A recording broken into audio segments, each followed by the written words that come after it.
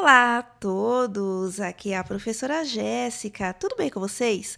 Nesse vídeo eu vou trazer os principais pontos do texto inicial que foi apresentado sobre a reforma administrativa, o que irá impactar os novos concursos e também para quem já é concursado. Antes de mais nada, se você é novo ou nova aqui no canal, inscreva-se, deixe seu like e compartilhe o vídeo para o conhecimento chegar a mais pessoas. E se você está se preparando para a Prova Nacional Docente, no qual a prova será dia 26 de outubro, eu tenho as minhas apostilas em PDFs para pedagogia, geografia, apostila só com os simulados, também curso online para a discursiva. Os links para você adquirir ficará na descrição do vídeo, que é o site lá da Hotmart, beleza? Então vamos lá. Outro ponto importante que eu também vou deixar na descrição do vídeo, o texto completo, é um texto inicial da reforma administrativa, que foi divulgado na semana passada. São 70 propostas, portanto, é um documento longo. Nesse vídeo, eu vou fazer um resumo dos principais pontos. Se for do seu interesse, é importante depois dar uma lida, por isso que eu vou deixar o link para download aí do documento completo, certo? Então, vamos lá. É muito importante que, pelo menos nesse texto inicial, graças a Deus, eles retiraram aquela ideia da estabilidade de 10 anos, ou seja, o estágio probatório duraria até 10 anos, mas é claro, você poderia ser exonerado antes dos 10 anos. Pelo menos esse absurdo foi retirado aqui do texto inicial. Mas outros absurdos que eu já havia comentado no primeiro vídeo que eu fiz aqui em relação à reforma administrativa continuaram. Por exemplo, eu vou começar aqui falando o que vai impactar para quem já é concursado. E parece que o texto apresentado pelo deputado Pedro Paulo, ele deve ter se inspirado muito aqui no governo do estado de São Paulo, desde o governo João Dória e agora com o governo do Tarcísio de Freitas, já que algumas coisas que eu vou dizer aqui já acontece aqui para os servidores do estado de São Paulo, como por exemplo estabilidade. Aqui diz que terão avaliações mais rigorosas, depois do estágio probatório vai ter avaliações anuais, então a avaliação não será só durante o período de 3 anos do estágio probatório, lembrando que os 3 anos do estágio probatório, nesse texto inicial, continua, retiraram aquela ideia de até 10 anos, mas assim, pelo menos nas prefeituras que eu já trabalhei, como Caieiras, Cajamar, agora aqui na Prefeitura de São Paulo, eu já também trabalhei na rede estadual de São Paulo e sempre tive avaliações anuais, independente se estava em estágio probatório ou não. Então é algo que já acontece, mas parece que eles querem dificultar as coisas. Por exemplo, os professores aqui da rede estadual que entraram no último concurso, tomaram posse e exercício aí nesse ano de 2025, o estágio probatório está muito rigoroso. No caso, o professor, a professora precisa tirar uma nota mínima de 70%. E você tem que bater várias metas, tem que fazer vários cursos fora o seu horário de trabalho, sem receber nada por isso, por estar trabalhando além da sua jornada. Então, vai ficar muito mais difícil essa questão das avaliações para a conquista da estabilidade aí do emprego público. Aqui eu estou falando, é claro, dos servidores em regime estatutário. Outra questão aqui é o fim dos biênios, dos quinquênios e da licença-prêmio. Por exemplo, o biênio tem prefeituras ou estados que a cada 2 anos aumentem 2% os vencimentos, o salário aí dos servidores. E o quinquênio, que a maioria dos municípios, estados e a União também tem, que a cada 5 anos aumenta 5%. E quando o servidor completa 20 anos, ainda tem a sexta parte, ganha mais 5%, além daqueles 5% que já teria o direito por ter completado aquele bloco ali dos 5 anos. Eles querem retirar tudo isso.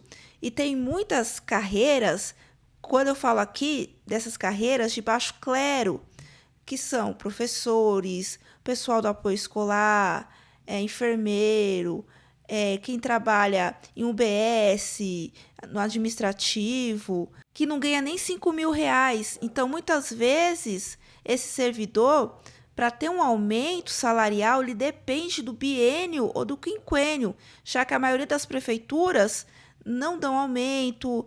Quando dá um aumento é de 1%, 2,6%, igual aqui na Prefeitura de São Paulo, que não faz diferença nenhuma quando pensamos na questão da inflação. Então, se retirar quinquênios, biênios, o pessoal que vamos considerar baixo clero não vai ter perspectiva de ter aumento ou vai ficar dependendo de 1, 2% que a prefeitura dá, sabe-se lá Deus quando, certo?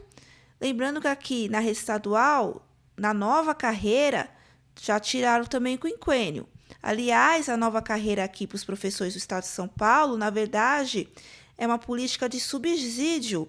Você até recebe um valor que até enche os olhos, dependendo da jornada, no começo de carreira, mas depois você não tem aumento, não tem reajustes, porque é um subsídio, não é um salário base. E outro ponto importante aqui no texto da reforma é as evoluções na carreira. Eles querem dificultar bastante. Eles acham que o servidor público consegue evoluir muito rápido na carreira, então eles querem dificultar para até 20 níveis. Deve ser praticamente possível, ou só quando a pessoa se aposentar, conseguir atingir aquela tabela, dependendo do município, do estado, aí das evoluções, conforme os cursos acadêmicos e as avaliações que aquele servidor vai adquirindo ali ao longo da carreira. Outra coisa que querem retirar é a licença-prêmio. Já foi retirado isso no estado de São Paulo, na Prefeitura de São Paulo também não existe mais, que é quando o servidor ele trabalha no bloco de 5 anos, ele tem um direito a tirar, vamos dizer assim, umas férias, folga, de 90 dias. Ele pode tirar esses 90 dias de folga ou vender esses 90 dias. Mas tem regras, cada município ou estado vai determinar. Quando eu trabalhava no estado, ainda tinha licença-prêmio e eu tirei licença-prêmio na época. Nesse bloco de 5 anos, tinha um limite de faltas que você poderia dar. Se ultrapassasse aquele limite de faltas, perdia aquele bloco da licença-prêmio. Desde o governo Dória, ele retirou já a licença-prêmio aqui no estado de São Paulo. E um pouquinho antes, a Prefeitura de São Paulo também já havia retirado.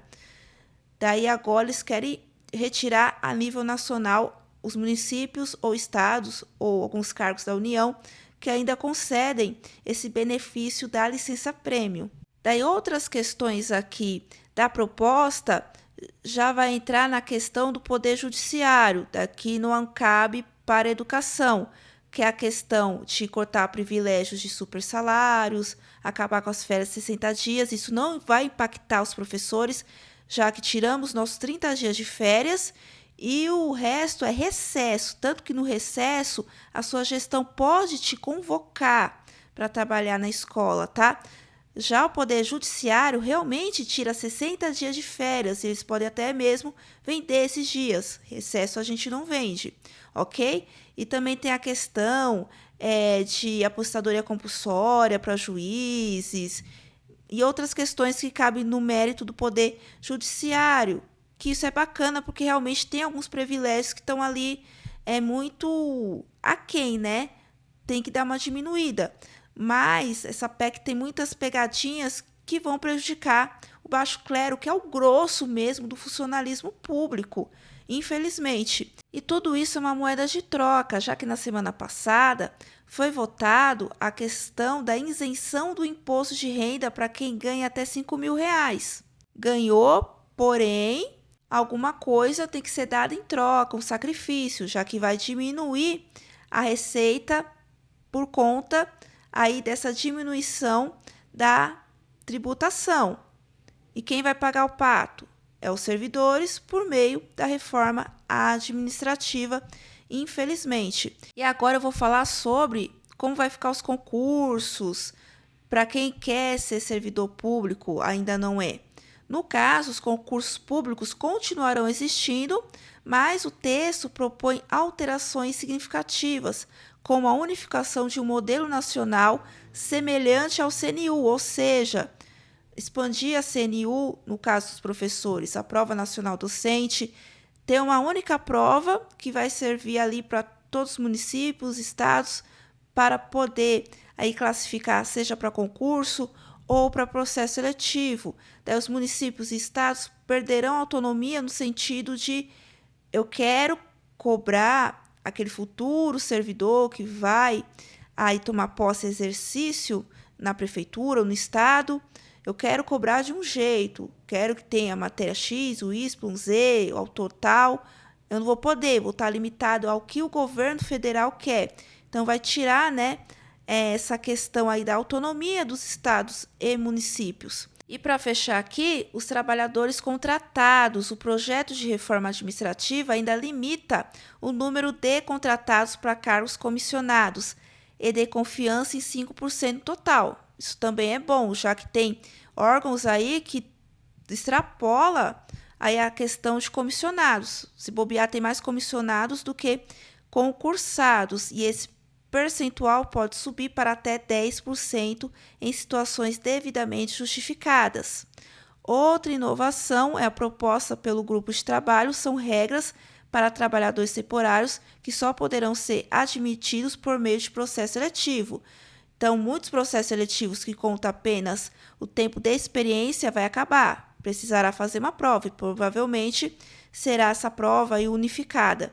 Além disso, o projeto concede direitos mínimos a esses trabalhadores, como 13º, 30 dias de férias anuais e indenização quando demitidos, no valor de uma remuneração mensal por ano trabalhado. Isso aqui para o estado de São Paulo é ótimo, já que o professor categoria O, apesar de ter direito ao 13º e os 30 dias de férias, quando acaba o contrato, não recebe nada, a não ser o que tiver ali para receber de 13º ou férias.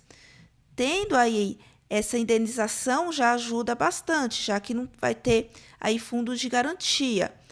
E outra questão dos contratos temporários, o que eu já havia falado naquele primeiro vídeo se confirmou, contrato temporário de até 5 anos, igual já acontece aqui na Prefeitura de São Paulo. Daí a pessoa precisa ficar 24 meses em quarentena, sem pegar contrato com aquela prefeitura ou estado, para não criar vínculo, para não ganhar estabilidade. Aí depois desses 24 meses de quarentena, pode pegar um novo contrato que pode durar até 5 anos. Agora, podendo durar até 5 anos, vai continuar tendo os concursos, mas as vagas serão mais limitadas e teremos menos convocações ainda, porque entre ter concursado e contratado, prefere os contratados, é mais barato, contratado não faz greve, contratado não reclama para não perder o contrato, entenderam? Então é muito mais fácil aí do poder público controlar esse funcionário. Então, olha o perigo aqui dessa reforma administrativa. Por enquanto, o texto foi apresentado, terão os grupos de trabalho para depois ir para votação na Câmara Federal. Talvez nem vá esse ano, já estamos em outubro, tem diversas datas de recesso aí na Câmara. Também, ano que vem, entramos aí em período eleitoral. Então, pode ser que não vá para frente.